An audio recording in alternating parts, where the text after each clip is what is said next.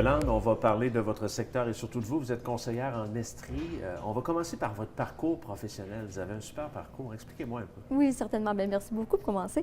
La première des choses, j'ai été récréologue.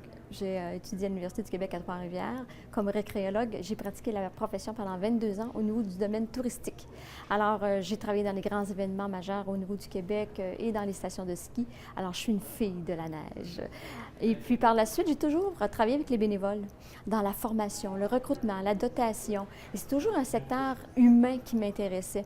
Alors, en 98, j'ai décidé de retourner à l'université et je suis allée chercher mon baccalauréat, ma maîtrise en sciences de l'orientation et un certificat en andédagogie pour la formation auprès des adultes avec une idée bien claire.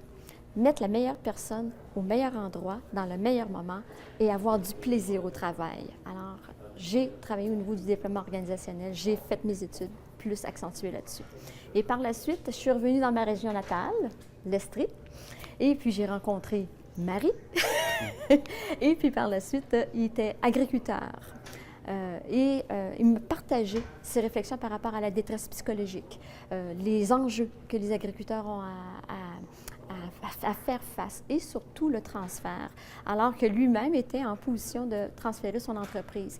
Et puis j'ai pris tout ce que je suis et tout ce que j'ai acquis à travers mes 30 dernières années de travail et dit qu'est-ce que je peux faire pour aider les producteurs, les agriculteurs à transférer, à voir à ce que leur entreprise poursuive leurs activités. Parce qu'on veut tout avoir du lait, on veut tout avoir du beurre, on veut tout avoir des légumes.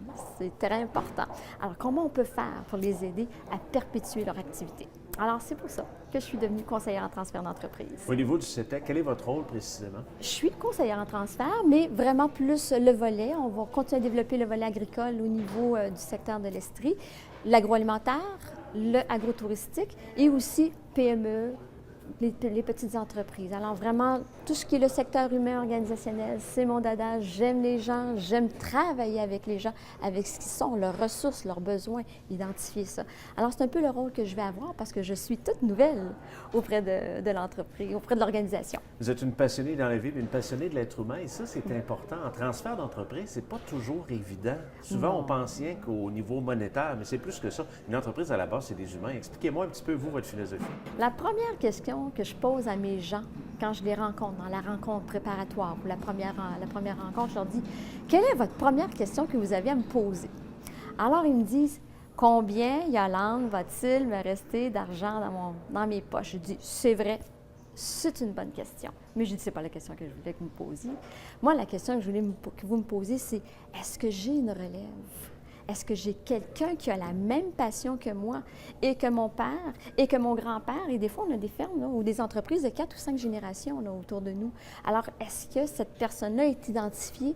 Elle a-t-il la même passion que moi à faire perpétuer l'entreprise? Avez-vous le goût que votre entreprise continue ses activités? C'est ça la question, la première question à poser.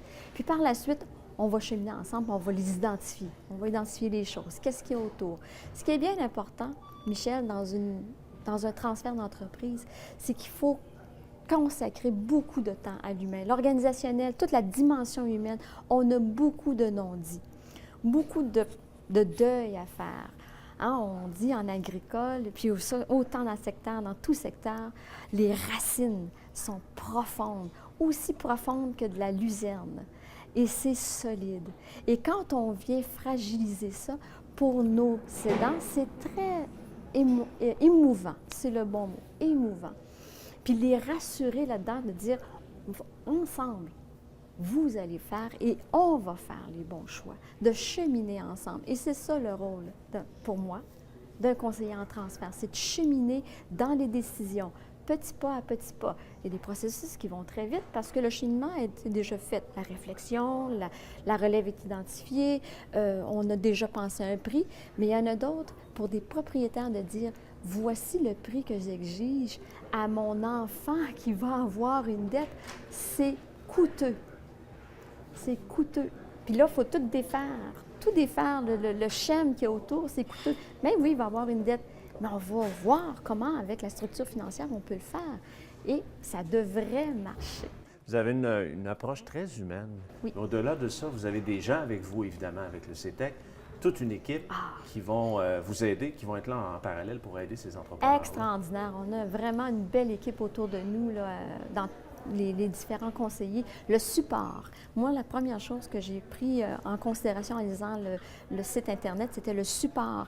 Les ressources qu'on a aussi. C'est important pour nous, les conseillers, d'avoir quelqu'un qui va penser à « j'ai une présentation au niveau d'une formation, je vais appeler Pierre pour pouvoir me supporter dans le message, dans le visuel, voir à ce que ma présentation soit bien, professionnelle, au reflet du CETEC. Ça, c'est très différent que d'être moi-même, dans mon sous-sol, à regarder tout ça et dire « je pense qu'il n'y a pas de faute d'orthographe, puis ça devrait être pas pire. » C'est très différent dans l'affiche au niveau professionnel parce qu'on est des professionnels et on s'affiche auprès de ces gens-là, auprès des cédants et des repreneurs avec une expertise. Si on revient sur le territoire de l'Estrie, on en a déjà parlé dans d'autres reportages, mais selon vous, votre œil à vous, quels sont les enjeux de l'Estrie maintenant? Il y en a plusieurs. L'exode des cerveaux. Ouais, Montréal et Québec nous attirent notre jeunesse. C'est très attirant. Les États-Unis viennent chercher de nos cerveaux. Ça va être de trouver une façon de retenir notre jeunesse en région. Je sais qu'on en parle beaucoup en ce moment en région, c'est d'être capable de retenir cette belle jeunesse-là et de ne pas faire de Sherbrooke ou de la région sherbrookoise seulement qu'un endroit de service. Non, l'Estrie, c'est plus que ça.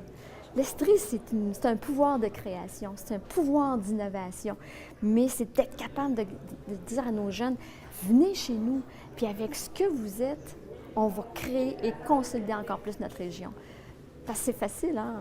Il y a des belles offres qui s'offrent ailleurs avec des études et une expertise que nos jeunes ont aujourd'hui. C'est facile d'aller ailleurs, mais c'est d'être attirant, puis de les garder chez nous. Puis il y a des belles entreprises. Il y a vraiment des belles entreprises en Estrie. Yolande, si on veut faire affaire avec vous, vous êtes en Estrie, on le rappelle encore une fois. Tout à fait. Je me déplace et je suis heureuse d'aller visiter les entreprises. J'ai mes bottes, j'ai mon manteau et c'est un plaisir d'aller rencontrer les gens. Oh oui, je suis prête. Merci beaucoup, Yolande. Merci beaucoup, au plaisir.